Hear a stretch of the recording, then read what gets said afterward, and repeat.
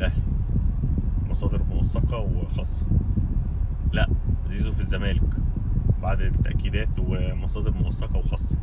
لا، زيزو في العين الاماراتي، ده مصادر فوق المصادر الموثقه بقى.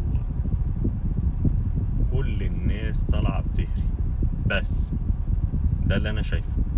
احمد السيد زيزو لو مضى النهارده لاي نادي في مصر او بره مصر او على كوكب الكره الارضيه او بره كوكب الكره الارضيه على اي كوكب تاني او بره المجره كلها، محدش قادر يلوم عليه ولا يقول له اي حاجه، لان الراجل ماشي شرعي ورسمي. ده رقم واحد.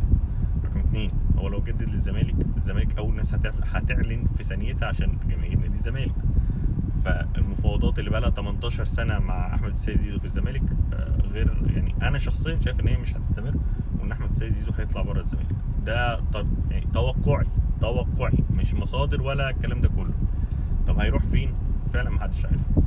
واللي هيقول لي ان هو هيفضل الاهلي على العرض بتاع العين الاماراتي لو ده حقيقي، اللي هو ب 3 مليون دولار في السيزون وهيلعب معاه كاس عالم الانديه وهيدوا له امتيازات قد كده، ما افتكرش ان هو هيفضل يلعب في الاهلي على العين الاماراتي، لانه مع العين الاماراتي برده ممكن ياخد دوري ابطال اسيا رقم واحد. رقم اتنين، هيلعب كاس عالم انديه، اسمه هيبان، نجمه هيبان، وهياخد كل حاجه.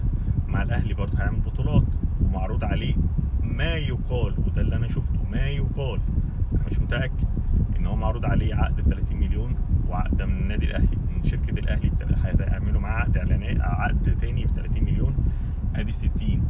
وحد من محبين الاهلي هيديله فيلا ب 30، ادي 90، رقم اكبر من اللي هو كان عايزه من نادي الزمالك.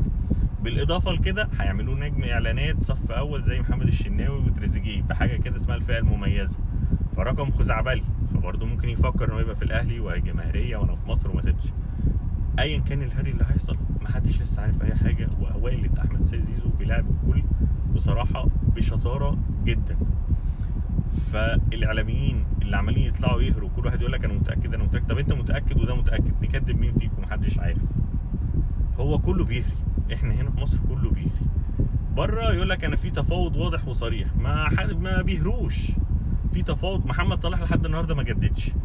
في بقى هري في ليفربول ولا الهوا، ولا بقى يقول لك اصل محمد صلاح هيمضي خلاص لبرشلونه ولا هيمضي لريال مدريد. ما فيش الكلام ده، بس احنا في مصر متخصصين نعمل الكلام ده. بس كده. فيا ريت الناس تهدى شويه على قصه احمد السيد زيزو، وهتبان هو كلها كام شهر، شهرين الدوري هيخلص في 5. فحتى لو هيمضي بعد نهايه 5 هيمضي براحته خالص وهو مرتاح البال. حتى لو هيصيف بعد ما السيزون يخلص ويبتدي يمضي في شهر 7 ويبين، كله هيبان. فكفايه هري يا ارجوك، كفايه هري.